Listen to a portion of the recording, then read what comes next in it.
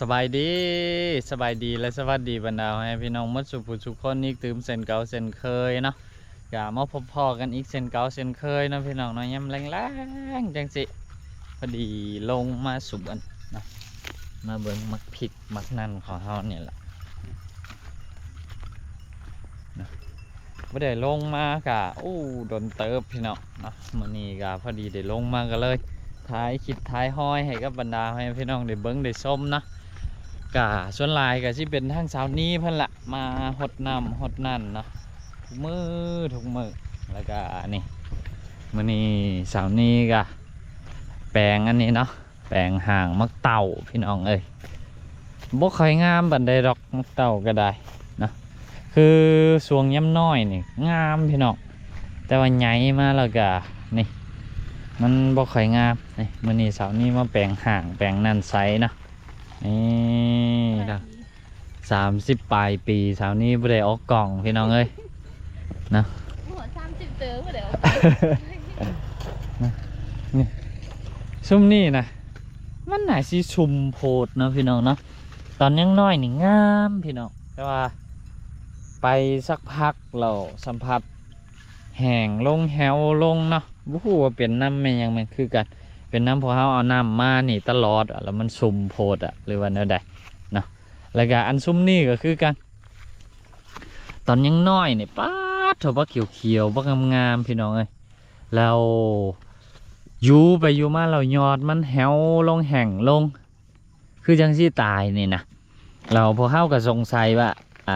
อันนี้นี่มันน้อยพดบ่ก็เลยมาฮื้อเบิ่งปึดเบิ่งปรากฏว่าหากมันน่ะมันเต็มอยู่อันนี้เลยนะเต็มอยู่อันนี้เลยนี่นะอันนี้ก็เลยนี่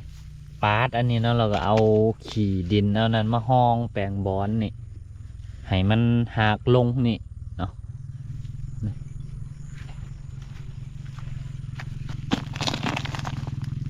อันนี้ก็ปาดแล้วก็ตักขี่ดินตักนั่นมาใส่เนาะ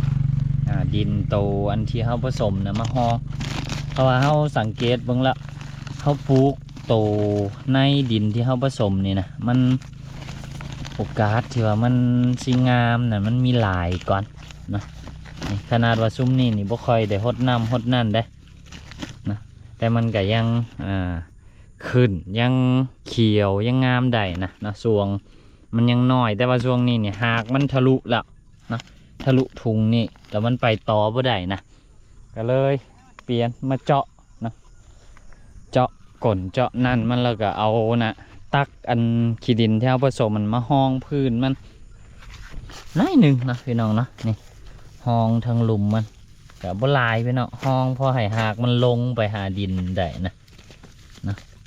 จ้ะลองเบิ้งบ่ฮู้ว่าสิเป็นอะไรนะสิงามบ่งามแล้วก็มาสังเกตเบิ้งอีกอันนี้นี่คือปลูกอยู่ดินโตทีเฮาผสมเลยนี่นะนี่ปลูกอยู่ต้นดินอันนี้เลยนะแล้วก็ต้นมันนี่ตัวนี้นี่สังเกตเลยพี่น้องงามกว่าตัวอื่นน้องงามกว่าทุกโต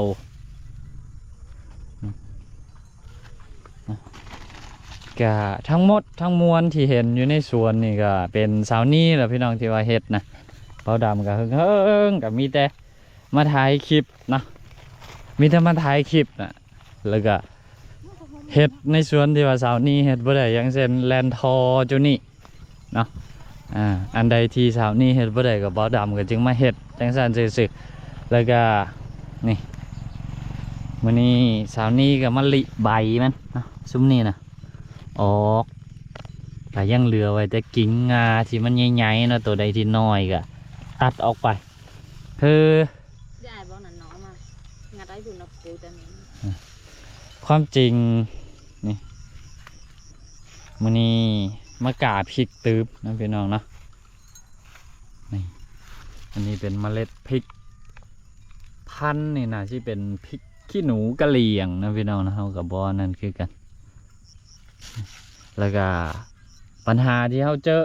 ในหอบก้อนนะพี่น้องเนาะก็คือมันจะมีต้นใหญ่ต้นน้อยนี่คือจังซี่นะบางต้นก็คือแบบเบี้ยมันผสมบูรณ์มาปลูกแล้วมันบ่ขึ้นเลย ต่างจากโตที่ว่าเบียมันสมบูรณ์เนาะปลูกพร้อมกันได้พี่น้องนี่อันนึงเป็นจังสิอันนึงเป็นจังสิเนาะเขาก็เลยคิดว่ามันน่าสิเป็นน้ำเบียมันก็เลยนี่เฮ็ดตามที่บรรดาให้พี่น้องเนาะแนะนำเขามาผสมดินแล้วก็ปลูกอยู่ในนี่หวานอยู่ในนี่เลยก็ลองเบิ่ง มดสามเกียน ใช้หลายๆเลย ประมาณ60 มือเราออกเลยนะ ลองเฮ็ดตามเชิงความหู้เขาเจ้าเบิ้งนะพี่น้องนะผู้ว่ามันสิเป็นได้หน่อยก็หน่อยแข็งแห้งกว่านั้น พอละ ใส่มันเลยให้มันหมดนั่นเลย ได้พูดเดี๋ยวมืออื่นลงมาหนูก็มาเฮ็ดน้ำตึ้งกามันละ นี่หน่อยพอนะ น้อยเสีย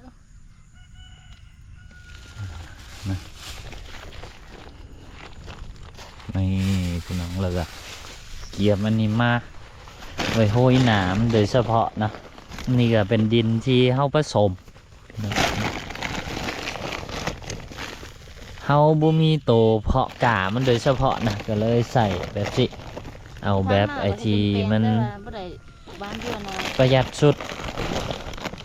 ที่บ้านมาเฮาบ้านบ่ใส่บ่ดินผสม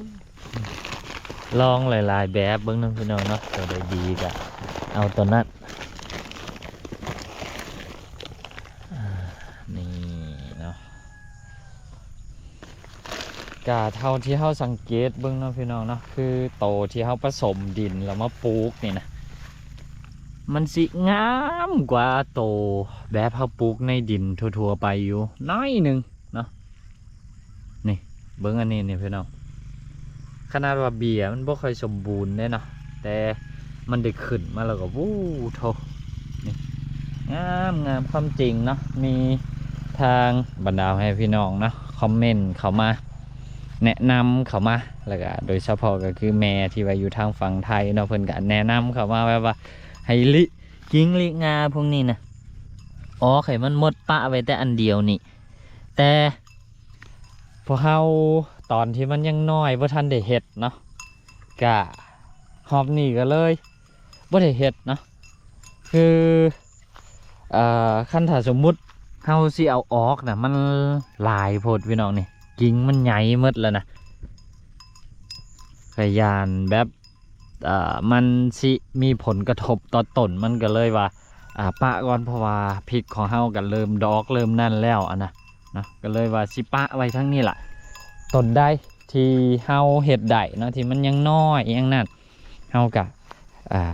สิลิดออกคือต้นนี้นี่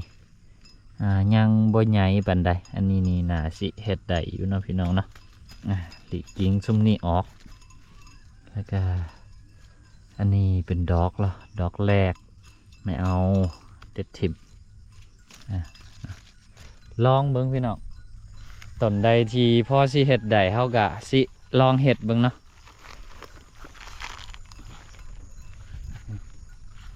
อันนี้ก็สาวนี้มาฮดน้ำนี่ละนะ นี่เปลี่ยนอันนี้ได้ไหมเปลี่ยนอันนี้ได้มันบ่ขึ้น บ่ นะ บ่อันนี้มันหนองปลูกไม้ได้ไปสิมันผอมจะดีได้ อันนี้นะ หนองปลูกไม้ย้ายมันแตก บ่เบียอันนี้มันบ่ดีแล้วถ้ามันเป็นเช่นนี้นะ แล้วอันนี้นะอันไม้น่ะ แล้วก็อันที่เด็ดนี่ก็เอามาใส่ออลาม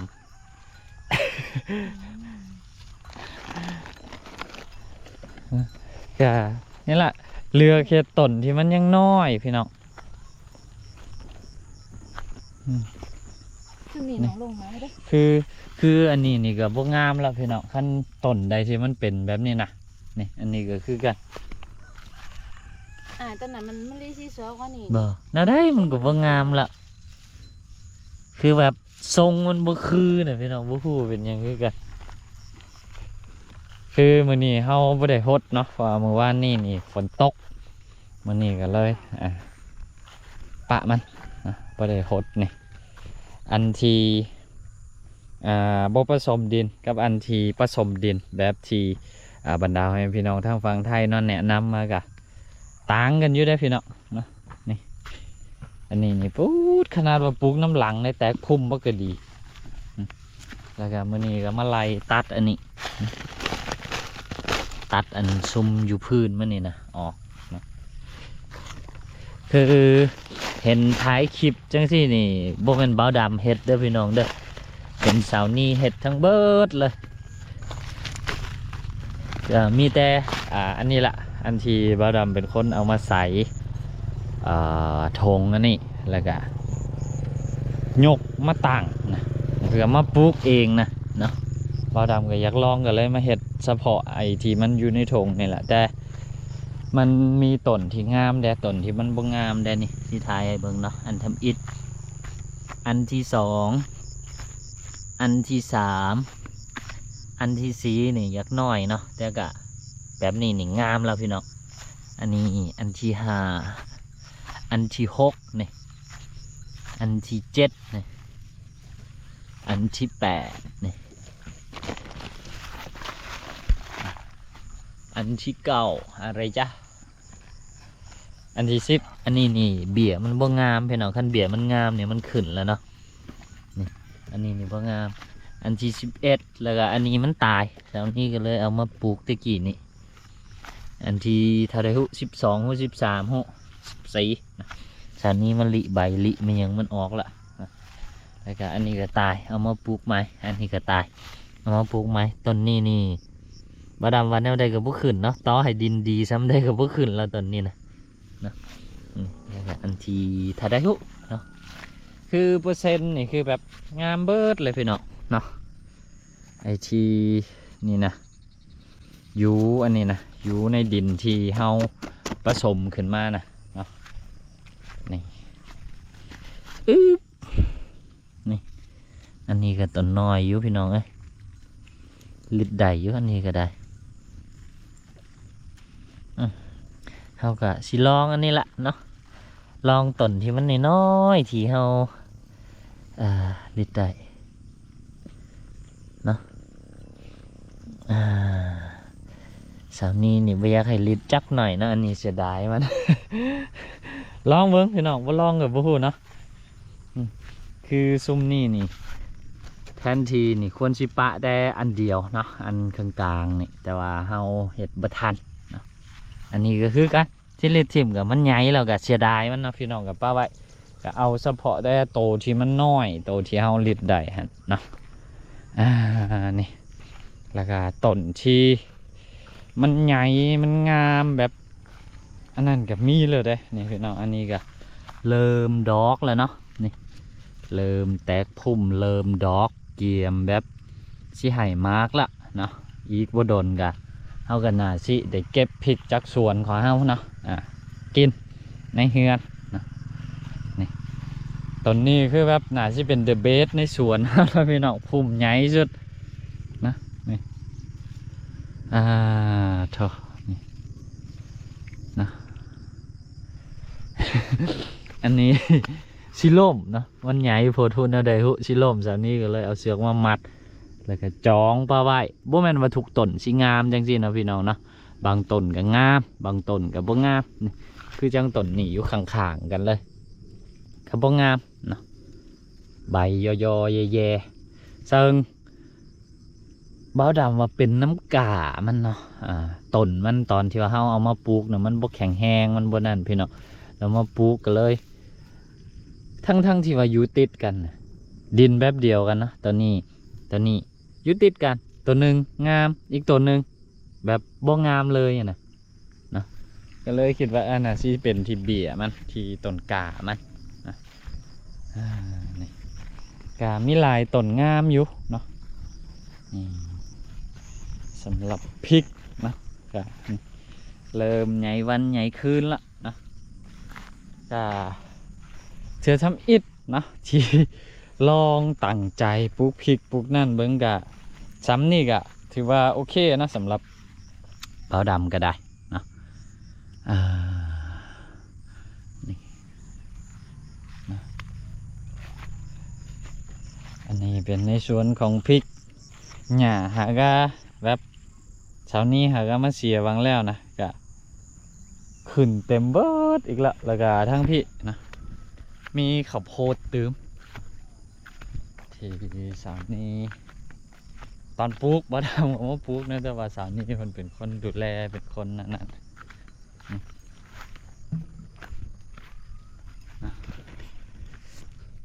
นี่เริ่มขึ้นเริ่มงามแล้วพี่น้องเนาะเท่านี้กะเฮากะเอานำใช้เนาะใส่หามือมาก็คือเอานำมาใส่แต่ว่ามันสิอันนี้นะพี่น้องนี่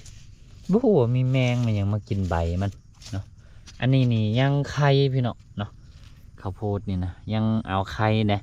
มีอีกตัวหนึ่งที่แบบแมงกินจนว่าอู้โธ่แบบมัน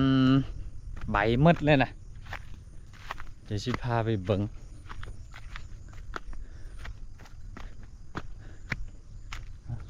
ข้าวโพดกับพวกเฮาแบ่งเป็น2สุดอันทั้งเทิงนี่สุดหนึ่งเลยกันทั้งลุมนี่อีกสุดหนึ่งคือแบ่งปลูกเป็น2ระยะเพื่อที่ว่าบ่ให้มันต่ำกันคือทั้งเถกอนเนี่ยอันนี้ก็เริ่มออกละเนาะแล้วก็ตัวนี้ผักกาดพี่น้องเอ้ยคือพวกเขาพยายามปลูกหลายต่อหลายเถื่อแล้วพี่น้องเถกอนนี่เบาดำมาท้ายให้กับบรรดาให้พี่น้องเบิ้งนี่มันออกแล้วได้ออกแล้วแต่ว่ามันบ่ใหญ่พี่น้องมีแมงมันยังหูแบบมากินใบเล่มใบมันจนเป็นอันนี้หมดเนี่ยเห็นบ่พี่น้องดำๆเนี่ยคือตัวมัดเนี่ยมันมากินใบจนนี่จนผักกาดเนี่ยบ่มีโอกาสได้ใหญ่เลยพี่น้องเลยขึ้นเท่าแล้วนี่มันออกเลยเด้นี่ออกแล้วแต่ว่าแมงกินใบมันหมดเนี่ยบ่ได้กินนะพี่น้องเนาะ